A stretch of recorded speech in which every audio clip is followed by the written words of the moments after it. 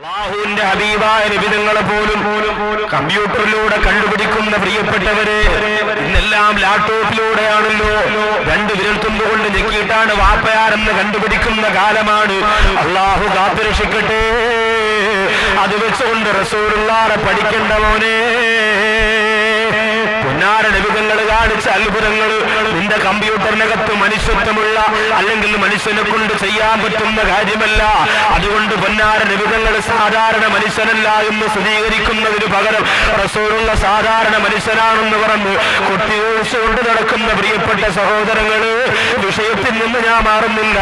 ഒരുപാട് സൗകര്യങ്ങൾ കൂടിപ്പോയതുകൊണ്ട് പരലോക വിശ്വാസത്തിന്റെ ഖുർആനിന്റെ ആയത്തുകള് നെറ്റിലൂടെ കണ്ടെത്തിയിട്ട് ലാപ്ടോപ്പിലൂടെ പഠിക്കുമ്പോ നരകത്തിന്റെ ഭയാനകരമായ രംഗം നിനക്ക് ചെറുതായി തോന്നിയ എന്റെ സഹോദര, പിശാച് നിന്റെ കൂടെ ഉണ്ടെന്ന് പഠിച്ചോ. 70,000 കൊല്ലങ്ങൾ കൊണ്ടൊരു കല്ല് മുകളിൽ നിന്ന് താഴേക്ക് സഞ്ചരിക്കുവാൻ സമയമെടുക്കുമെങ്കിൽ അത്രത്തോളം ആഴമാണ് ഒരു നരകത്തിന്റെ റഹ്മാനായ പടച്ചതമ്പുരാ കൊടുത്തിരിക്കുന്നത് എങ്കിൽ എന്റെ സഹോദരങ്ങള് പേടിച്ചേ പറ്റൂ. മുൻഗാമികളാണ് മനുഷ്യർ മുഴുവനും അങ്ങനെ ഭയന്ന് വിറച്ചവരാണ്, അങ്ങനെ പൊട്ടിക്കരഞ്ഞവരാണ്. അതുകൊണ്ടാണ് അവരുടെ നമസ്കാരത്തിൽ അവർ കരഞ്ഞു പോയത്. അതുകൊണ്ടാണ് അവരുടെ നമസ്കാരത്തിന് ശേഷം അവർ ദുആ ചെയ്തത്. അതുകൊണ്ടാണ് പൊന്നാര നബിതങ്ങൾ പറഞ്ഞത്, മഗ്‌രിബ് നിസ്കാരം കഴിഞ്ഞാൽ ആ ഇരുട്ടത്തിലിരുന്നു കൊണ്ട് അല്ലാഹുമ്മ അജ്റുനീ മിനന്നാർ, അല്ലാഹുവേ ആള് കത്തിക്കൊണ്ടിരിക്കുന്ന നരകത്തിൽ നിന്ന് രക്ഷപ്പെടുത്തണയല്ല.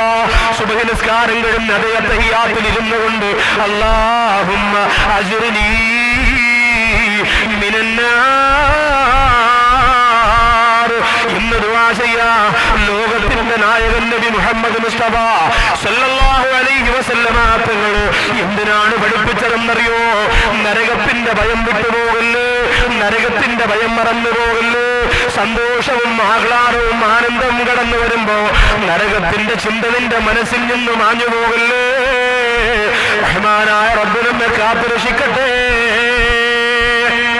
പറയൂ ഉസ്താദേ, എന്തെല്ലാം കാര്യങ്ങൾ ചർച്ച ചെയ്യാനുണ്ട്. നിസ്കാരം പറഞ്ഞു കൊടുക്കാം, പാവപ്പെട്ടവരെ എങ്ങനെ സഹായിക്കണമെന്ന് പറഞ്ഞു കൊടുക്കാം. പിന്നെന്തിനായി നരകത്തെ കുറിച്ച് നിങ്ങൾ പറഞ്ഞ് ഈ പാവപ്പെട്ട ഞങ്ങൾ വരട്ടുക? നരകത്തെ പറഞ്ഞ് കേൾക്കുമ്പോ നമ്മുടെ ധാരണ എന്താണെന്നറിയോ? നരകം നമുക്ക് ഇപ്പോഴൊന്നും കിട്ടൂല. പിന്നെ നരകം കിട്ടുന്നത് എപ്പോഴാ? നരകവും സ്വർഗവും അല്ലാഹു വെച്ചിരിക്കുന്നത് പരലോകത്തല്ലേ. അത് ഞാനോ മരണപ്പെട്ടു പോയി ഒരുപാട് കൊല്ലം ഖബറിനകത്ത് കഴിഞ്ഞ് പിന്നെ ഇസ്രാഫീൽ അലൈഹിസ്സലാത്തു വസ്സലാം സൂറെന്ന കാഹളത്തിലൂതി അവിടുന്ന് മനുഷ്യരെയെല്ലാം പരലോകത്ത് കൊണ്ടുവന്ന് അവിടുത്തെ വലിയ വിചാരണ കഴിഞ്ഞ് ആ വിചാരണയുടെ അവസാനമാണ് മനുഷ്യന് സ്വർഗമാണോ നരകമാണോ എന്ന് നിശ്ചയിക്കുന്നത്. അത് പിന്നെ എന്തിനാ ഉസ്താദേ ഇന്ന് പറഞ്ഞുകൊണ്ട് നമ്മൾ ആലോചിക്കേണ്ട കാര്യമില്ല. നൂറ്റാണ്ടുകൾക്ക് മുമ്പ്, നമ്മുടെയും എത്രയോ നൂറ്റാണ്ടുകൾക്ക് മുമ്പ് ഉമർ ഇബ്നുൽ ഖത്താബ് റളിയല്ലാഹു തആല അൻഹു ആ നരകത്തെ ഓർത്തുകൊണ്ട് പാതിരാ സമയത്ത് ഉറങ്ങാൻ കഴിയാതെ പൊട്ടിക്കരയുമായിരുന്നു.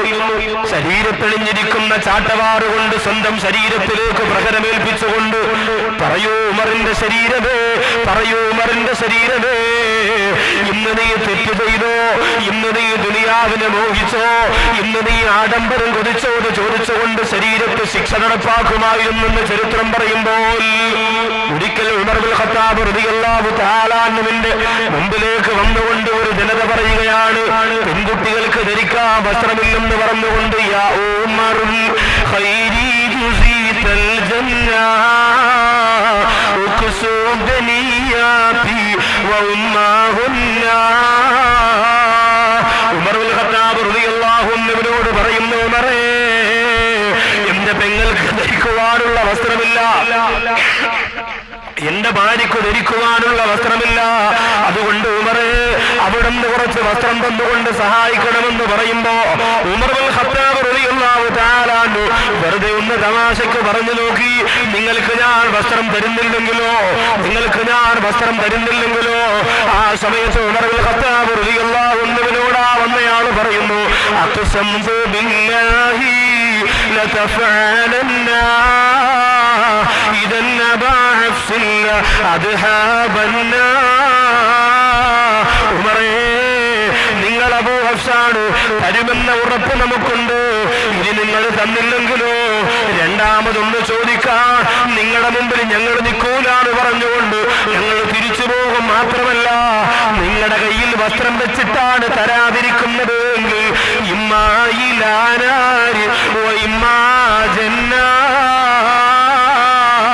ഒന്നെങ്കിൽ അല്ലാഹു നിങ്ങളെ നാളെ പരലോകത്ത് ഇതിന്റെ പേരിൽ ഒരുപക്ഷെ നിങ്ങൾക്ക് നരകം തന്നേക്കാമെന്ന് പറഞ്ഞപ്പോ മക്കാ മണൽപ്പരികളെ കിടുകിടാതിറപ്പിച്ചു കളഞ്ഞ മക്കയുടെ പർവ്വതങ്ങൾ പോലും വിറച്ചു തുള്ളിപ്പോയ ഉമർ ഇബ്നുൽ ഖത്താബ് റളിയല്ലാഹു തആല അൻഹുവിന്റെ ആഗമനം കണ്ടിട്ടാണെങ്കിൽ ആ നേതാവായ സയ്യിദുനാ ഉമർ ഇബ്നുൽ ഖത്താബ് റളിയല്ലാഹു തആല അൻഹു പറയുകയാണ്, പൊട്ടിക്കരഞ്ഞുകൊണ്ട് ഒരു കൊച്ചുകുട്ടിയെ പോലെ നിലവിളിച്ചുകൊണ്ട് ഇറങ്ങി വന്നിട്ട് ആ പാവപ്പെട്ട സഹോദരനെ വാരിപ്പുണർന്നുകൊണ്ട് പറയുകയാണ്, നിന്റെ നാവ് കൊണ്ട് എനിക്ക് നരകമാണെന്ന് പറയല്ലേ, നിന്റെ നാവ് കൊണ്ട് എനിക്ക് നരകമാണെന്ന് പറയല്ലേ.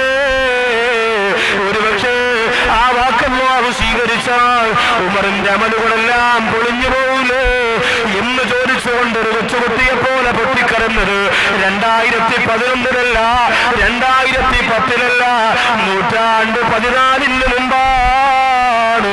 എന്നാൽ ഈ കാലഘട്ടത്തിൽ ജീവിച്ചിരിക്കുന്ന ഞാനും നിങ്ങൾ അല്ലാഹുവെ ഓർക്കാൻ നേരമില്ലാതെ പള്ളിയുടെ മുമ്പിലൂടെ മടപ്പ് കെട്ട് ദുനിയാവിന്റെ കാര്യത്തിന് വേണ്ടി പരക്കം പായുമ്പോ അല്ലാഹുവിന്റെ പള്ളിവരാരത്തിൽ നിന്ന് ബാങ്ക് മുഴങ്ങുമ്പോ വീടിന്റെ അകത്തിരുന്നു കൊണ്ട് റിയാലിറ്റി ഷോയുടെ പ്രിയപ്പെട്ട നീ ഇഷ്ടപ്പെടുന്ന ഗായകർക്ക് വേണ്ടിയിട്ട് മെസ്സേജേക്കാൾ ഉളുപ്പില്ലാത്ത മുസ്ലിമേ അള്ളാന്റെ പള്ളിയിൽ നിന്ന് ബാങ്ക് കേട്ടുകൊണ്ടിരിക്കുമ്പോ തുണ പറന്നുകൊണ്ട് സ്വറ പറന്നുകൊണ്ട് സംസാരിച്ചുകൊണ്ട് പൊട്ടിച്ചിരിച്ചുകൊണ്ട് കടകമ്പോളത്തിനകത്ത് സമയം കളയുന്ന മോനെ, 2011-ല് എത്ര തവണ നിനക്ക് കരയാ കഴിഞ്ഞിട്ടുണ്ട് മോനെ. അല്ലാഹു സുബ്ഹാനഹു വ തആല പടച്ചിരിക്കുന്ന നരകത്തെ കുറിച്ച് ഓർത്തുകൊണ്ട് നൂറ്റാണ്ടുകൾക്ക് മുമ്പ് ചിന്തിച്ചിട്ട് ഉറങ്ങാൻ കഴിയാതെ പൊള്ളുന്ന പായ പോലെ അതിൽ നിന്ന് ചാടിയെടുത്തിട്ടുകൊണ്ട് ഉമർ ഇബ്നുൽ ഖത്താബ് റളിയല്ലാഹു തആല അൻഹു നിലവിളിച്ചില്ലേ. ഇന്ന് നമ്മളോ നമുക്കിന്ന് പേര് തീരെയില്ല. പഴയ കാലത്തൊക്കെ നമ്മൾ ആലോചിക്കണം, എന്തോ ഒരു ഭയമായിരുന്നു. പള്ളി എന്ന് പറഞ്ഞാൽ, ബാങ്ക് എന്ന് പറഞ്ഞാൽ, വഅ്ളെന്ന് പറഞ്ഞാൽ, ഖുർആൻ എന്ന് പറഞ്ഞാൽ അതിനൊരു പ്രത്യേകമായ ഖൗഫും ഒരു ആദരവും നമ്മൾ കൊടുത്തിരുന്നു. പണ്ടുള്ള മക്കൾ പറയുമല്ലോ, കുഞ്ഞുമക്കൾ പള്ളിയിലേക്ക് ഒരു വിരൽ ചൂണ്ടിയാൽ 10 വിരൽ ഇങ്ങനെ കടിക്കണമെന്ന് പറയും. ഒരു ബഹുമാനത്തിന് വേണ്ടിയാ അങ്ങനെ വിരൽ കടിക്കണമെന്ന് കിതാബിലൊന്നും പറഞ്ഞിട്ടില്ല, ഉസ്താദുമാരും നിർദ്ദേശിച്ചിട്ടുമില്ല. എങ്കിലും പള്ളിയിലേക്ക് ഒരു വിരൽ ഇങ്ങനെ ചൂണ്ടിയാൽ അത് വിരൽ ചൂണ്ടാനുള്ള സാധനം അല്ല, അതിന് ബഹുമാനം കൊടുക്കേണ്ടതാണ്. അതുകൊണ്ട് അതിനോട് കാണിച്ച അനാദരവിന് പകരമായി 10 വിരലുകളെ ഇങ്ങനെ വായ്ക്കകത്ത് വെച്ചിട്ട് കടിക്കുമായിരുന്നു. ഇന്ന് ആ പള്ളിയിൽ നടക്കുന്ന പോലെ എന്താ, ആ പള്ളിയുടെ ചുവരിൽ നമ്മുടെ മക്കൾ എഴുതി വെക്കും, ഒറ്റക്കണ്ണം മോദീൻ രാജിവെക്കുക, കരിക്കട്ടിട്ട് എഴുതി വെക്കുക. എന്നിട്ട് ആ പള്ളിയിൽ നടക്കുന്ന എന്തെല്ലാം വൃത്തിഹീനമായ രംഗങ്ങളാ. ചെറുപ്പക്കാര് 10 മണിക്ക് പള്ളിയിൽ പോയി മൊബൈൽ ഓണാക്കി, ബ്ലൂടൂത്ത് ഓണാക്കി, ഓണാക്കടാ ശംനാഥ്, എന്റെ ഓൻ തന്നെടാ, ഞാൻ ഓഫാക്കലില്ല. അപ്പൊ എന്റേലുള്ളത് നിന്റേലും, നിന്റേലുള്ളത് എന്റേലും. പള്ളിക്കകത്ത് ഉസ്താദവിടെ അടിയാറ് തങ്ങൾ വരണം എന്ന് പറഞ്ഞ് ഭയങ്കര പ്രശ്നം. ഇവനതൊന്നും വിഷയമല്ല, അതൊന്നും കേൾക്കാൻ നേരമില്ല. തകർക്കലാണ് ഇവിടെ കൂട്ടുകാരൊത്തും മൊബൈലിലൂടെ. പിന്നെയോ കൈ കെട്ടിക്കഴിഞ്ഞാൽ അവിടെ നിന്ന് ഫാത്തിമ, ഇവിടെ നിന്ന് ആയിഷ എന്ന് പറഞ്ഞ് കുറെ പാട്ടാ. മക്കൾ ഗൾഫിന്ന് ഒന്ന് ആദ്യം വാപ്പാക്ക് ഇത്ര നീളമുള്ള വലിയ മൊബൈലും കൊടുക്കും, വാപ്പാക്ക് ഇരിക്കട്ടെ, വാപ്പാക്കൊന്നും കിട്ടിയില്ല എന്ന് പറഞ്ഞ് പരാതിയുണ്ട്. അപ്പൊ അതും ചുമന്നുകൊണ്ട് പള്ളിയിൽ പോകുമ്പോ ഇത് ഓഫാക്കാൻ പറഞ്ഞുകൂടാ, ഓണാക്കാൻ പറഞ്ഞുകൂടാ, കൊണ്ടിങ്ങനെ നടക്കാണ്. വെള്ളി കേൾക്കുമ്പോ അലോന്ന് വിളിക്കും, എവിടെയെങ്കിലും ഞെക്കും, ചിലപ്പോ കേൾക്കും. അങ്ങനെ അതുകൊണ്ട് പള്ളിയിൽ പോയി ഉസ്താദ് ജുമാ വെള്ളിയാഴ്ച ചെന്ന ഉടനെ പറയുമല്ലോ, എല്ലാരും സഫോൾ നേരെയാക്കുക, മൊബൈൽ ഓഫാക്കുക. ആദ്യം പറയുന്നത് അതാ, എല്ലാ പള്ളിയിലും ജുമായിക്ക് അതാ പറയാം. അങ്ങനെ മൊബൈൽ ഓഫാക്കാൻ പറയുമ്പോൾ ഉപ്പാപ്പാക്ക് എന്ന് പറഞ്ഞുണ്ടെങ്കിൽ ഉപ്പാപ്പ എവിടെയൊക്കെ പിടിച്ച് ഞെക്കിയ സംഭവം നിസ്കരിക്കുന്ന മുസല്ലയുടെ മുമ്പിൽ വെച്ചു. എല്ലാവരും നിശബ്ദമായി. ഉസ്താദ് അങ്ങോട്ട് സൂറത്ത് തുടങ്ങി, അയ്യോ അല്ലദീനാമനു ഇദാ നൂദിയ ലിസ്സലാത്തി മിൻ യൗമിൽ ജുമുഅ എന്ന് പറഞ്ഞ് സൂറത്ത് ഓതി തുടങ്ങി. ഉമ്മാമ വീട്ടിൽ നിന്ന് വിചാരിച്ച് മൂപ്പിലാൻ ആദ്യം മൊബൈൽ കിട്ടിയതല്ലേ, പള്ളിയിലെത്തിയോന്ന് അറിയാൻ വേണ്ടി ഒന്ന് വിളിച്ചു നോക്കാം. പള്ളിയിലെത്തിയോന്ന് അറിയാൻ വേണ്ടി ഉമ്മാമ വീട്ടിൽ ലാൻഡ് ഫോണിൽ നിന്ന് വിളിച്ചു നോക്കിയപ്പോ ഇവിടെ ഉപ്പാപ്പാരെ മൊബൈലിൽ പെണ്ണേ പെണ്ണേ നീ എന്റേതല്ലേ. ഉടനെ മോദി മാമ, അല്ലോ ഇതിനകത്തും പെണ്ണ് കയറിയാടാ പറച്ച, പെണ്ണ് ഇതിനകത്തും കയറി. സുബ്ഹാനല്ലാഹ്. ഈ ഉപ്പാപ്പ ആണെങ്കിൽ പാട്ടിന്റെ വോളിയം കാണാൻ ചൈന സെറ്റാണ്, എവിടെ കേൾക്കാന്നറിയോ, മണ്ടേ കയറി നിൽക്കാണ് അതിന്റെ. എന്നിട്ട് ഓഫ് ആവല്ല, അടുത്തിരിക്കുന്ന ഒരാൾ ഓഫ് ആക്കണ എന്നുള്ള വിളി. അത് ഉസ്താദിന്റെ സൂറത്തും തെറ്റി. ആകെ മൊത്തം ഗ്രാനൈറ്റ് സൗദമല്ലേ പള്ളി. ഇതിങ്ങനെ മുഴങ്ങി കേൾക്കുമ്പോ നമ്മൾ പറഞ്ഞിട്ട് കാര്യമില്ല. എന്തായാലും ഉസ്താദിന്റെ തൊട്ട് പുറകിൽ നിൽക്കുകയുള്ളൂ. സൂറത്ത് തെറ്റി ഉടനെ ഒരാൾ ഏറ്റവും പറയുന്നത് തറക്കൂക്ക കായ്മ, ഈ പറഞ്ഞു കൊടുക്കണല്ലോ തെറ്റിപ്പോയാ.